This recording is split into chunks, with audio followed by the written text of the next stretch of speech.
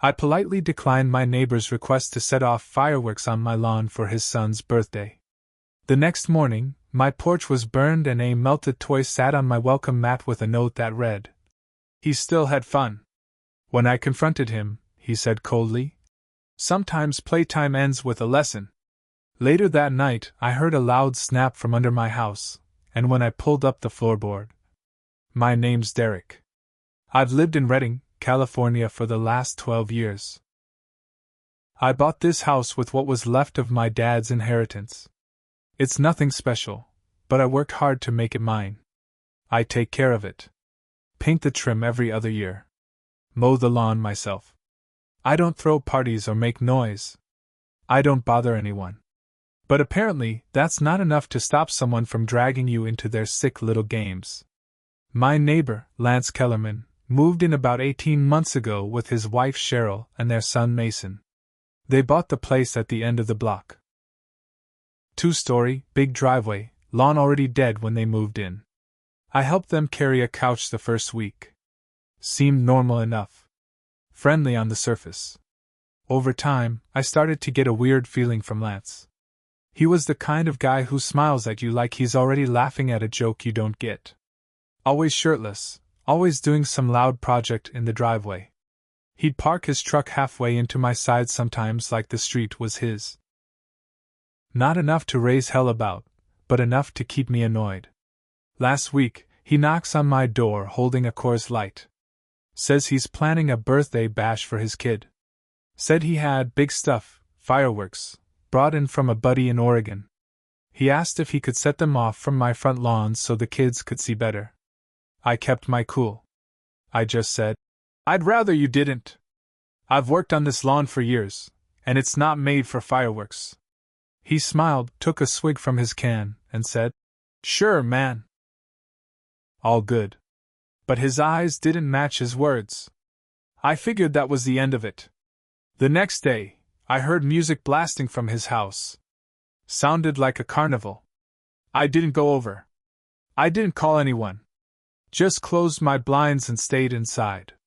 Around 9 p.m., I started hearing loud pops, way louder than any legal fireworks. They lit up the sky through the cracks in my blinds. I could smell the smoke coming through the window seams. Still, I let it go. Just one day. That's what I told myself. The next morning, I opened my front door and felt my stomach drop. My porch burned. The bottom corner, nearest the steps, was black and peeling. The wood was scorched and blistered. It smelled like melted plastic and ash. And sitting right in the center of my welcome mat was a small red fire truck toy. Or what used to be one. It was warped and melted, the wheels fused to the mat. Right under it was a piece of paper. Crumpled and damp with dew. He still had fun. I didn't even read it twice. I walked straight next door. Knocked hard. He opened up in his stupid camo shorts and sunglasses. "You think that's funny?" I said. He looked past me at the damage, then back at me. Didn't even blink. "Sometimes playtime ends with a lesson," he said. Then he shut the door in my face. I wanted to kick it down. But I didn't. I walked back to my house, took pictures of the porch, the toy, the note. Called the police. Filed a report. They sent a patrol car that afternoon. Young officer, nice enough. Took some photos. But when I asked about pressing charges, he said, "Unless you caught him in the act or have camera footage, there's not much we can do." I didn't have cameras. I do now. That night, around midnight, I was on the couch, flipping through channels. That's when I heard a loud snap. Like something heavy had broken, not wood, but plastic or metal. It came from under the living room floor. I grabbed a flashlight and went to the crawlspace access in the hallway. I pulled up one of the floorboards near where I heard the noise. Shined the light down, and froze. Right under my floor, about 4 feet in, I saw a snapped piece of white PVC pipe, still attached to a mess of wires. Red, black, and blue. Looked like someone had cut it. Or it failed. I took a picture. Didn't touch it. I called the cops again. They came. looked around. The same officer from before came with a partner. They said it looked like a failed homemade firework, or maybe a prank. But unless it exploded or someone got hurt, again, there wasn't much they could do. I asked them, "What if it had exploded? What if my house caught fire?" They just shrugged and said, "Then we'd have something more to go on." That's when it hit me. He wanted it to go off. Not just fireworks. Not just a burned porch. He was testing me. He was pushing. Lance wasn't trying to scare me. He was daring me. And I was done staying quiet. After that night, I didn't sleep. I just sat on the edge of my bed staring out the window at Lance's house. His porch light was still on at 2 a.m. I could hear the low thump of music from his garage. The next day, I bought motion sensors and 2 outdoor cameras. Took me most of the afternoon to install them, but I got every angle: driveway, porch, back gate. I wasn't gonna let this guy slip again. 3 days passed without anything. No fireworks. No strange sounds. No burned plastic. Just quiet. But it wasn't a normal kind of quiet. It felt like the air before a thunderstorm. Then Thursday morning, I woke up to a knock on the door. Not the front door. The back. Nobody uses my back door.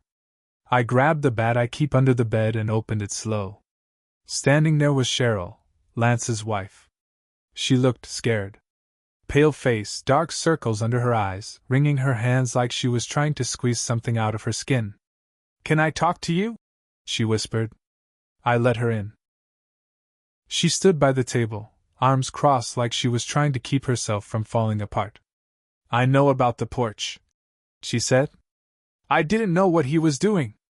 I didn't know until Mason said something about Daddy's secret trick under the house." I froze. "He's done stuff like this before," she added.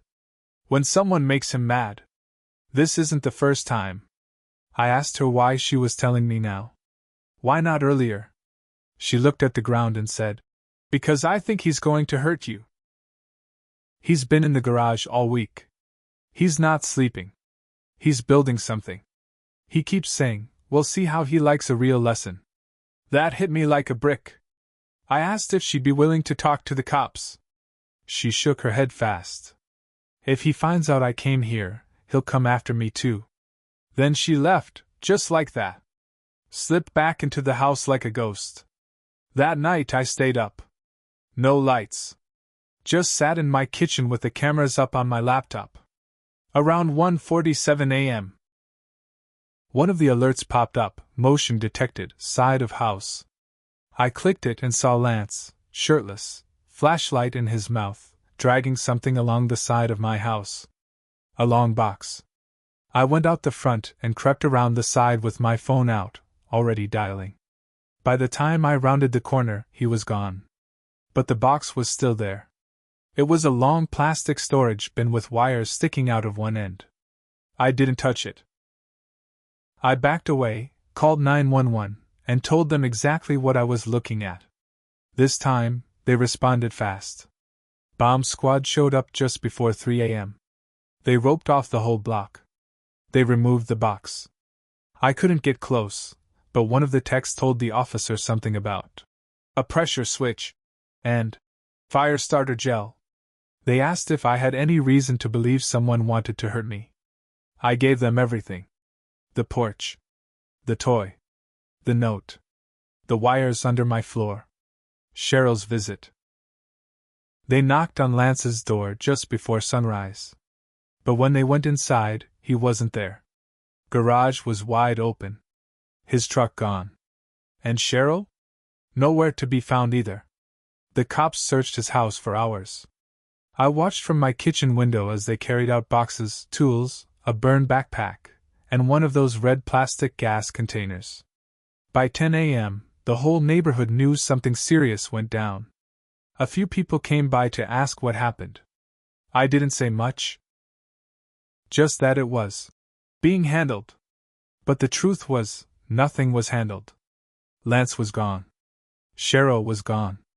And I was stuck in the middle of whatever this was turning into. The next day, I got a voicemail. Block number. The message was short and calm. You should have said yes, Derek. You opened the door to this. You don't get to shut it now. It was his voice. Flat. Cold. Like he was reading from a script. I gave the message to the police. They added it to the case file but said they still didn't have enough to press full charges. No injuries. No explosions. No proof the device was meant to kill. Could have been meant as a scare tactic, one detective said. Right. A scare tactic with wires and fire gel. For the next week, I barely left my house. I installed more cameras. Barred the crawl space. I even rigged a trip alarm on the back fence. Every time I went outside, I felt eyes on me. Then on the 8th day, I got a package. No label. No return address. It was on my porch when I came home from the store. Inside, a flash drive and a single picture of my dad. The photo had a knife stuck into the corner. My dad had died 6 years ago. Lance never knew him. There's no way he would have gotten that photo unless he broke in. Or someone gave it to him. I plugged in the flash drive. There was one video file. It was grainy, dark, security footage. Looked like it was taken from a gas station camera. The date was from 2 nights earlier. In the video, Lance was at a pump. Standing outside his truck. He wasn't alone. Next to him was Cheryl. And Mason. Cheryl looked like she was crying. He turned to the camera, smiled, and flipped it off. Then he drove away. I gave it to the police again. They said they'd send it to another agency, maybe FBI, since he had technically crossed state lines based on the gas station's location in southern Oregon. But it was all too slow. And then the real twist came. 2 nights later, I got a call from a woman named Tammy. She said she used to live next door to Lance in Paradise, California.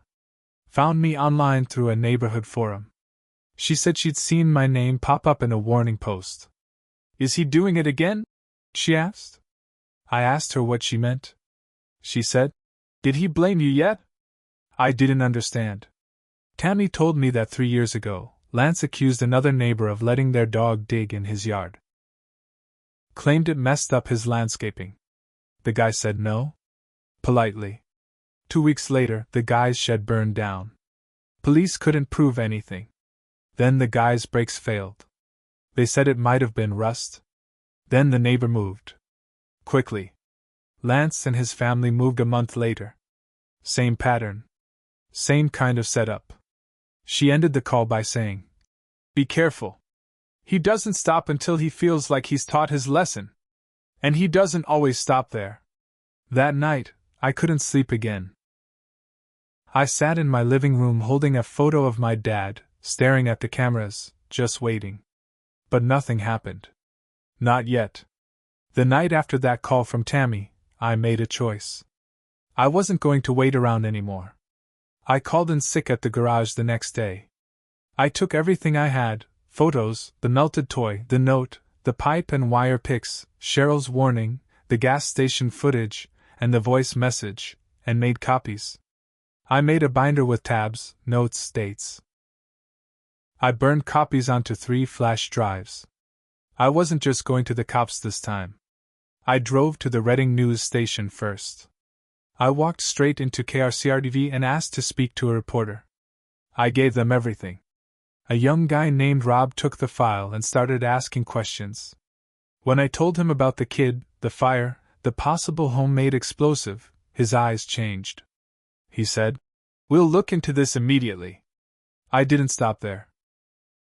I sent the same packet to a podcast that focuses on unresolved American crimes, and I emailed the state fire marshal. I figured if law enforcement was dragging their feet, I'd drag them by the ears through the court of public opinion. 2 days later, my phone blew up.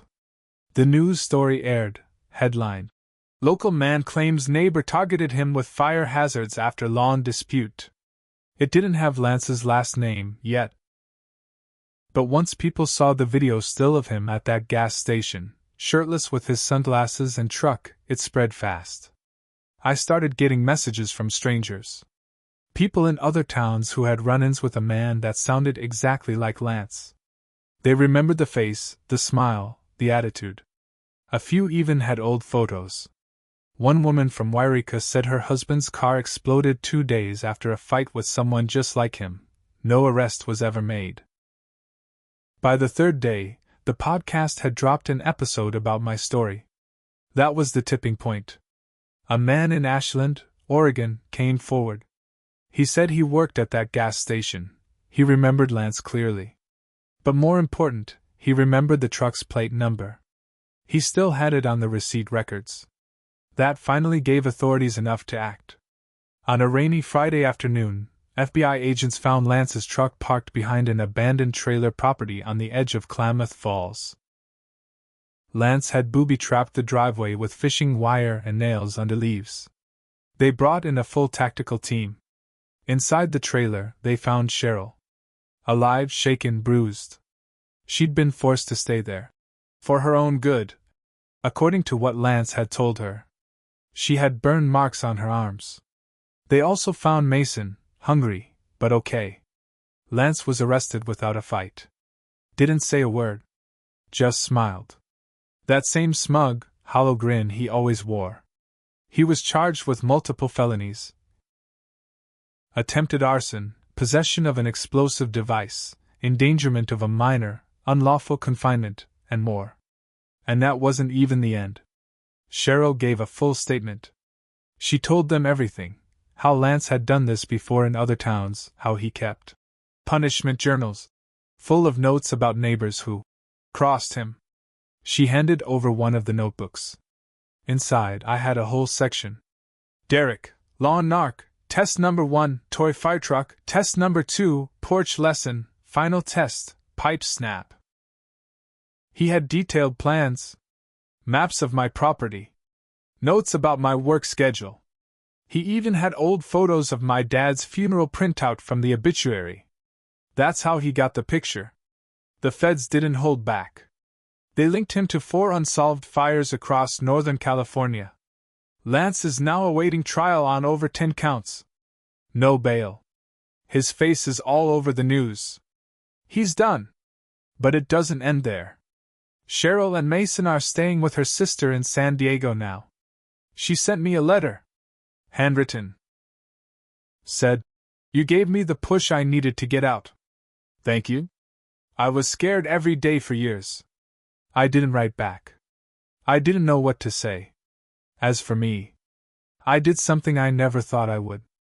I tore out the entire front porch. Every burnt plank. Every board.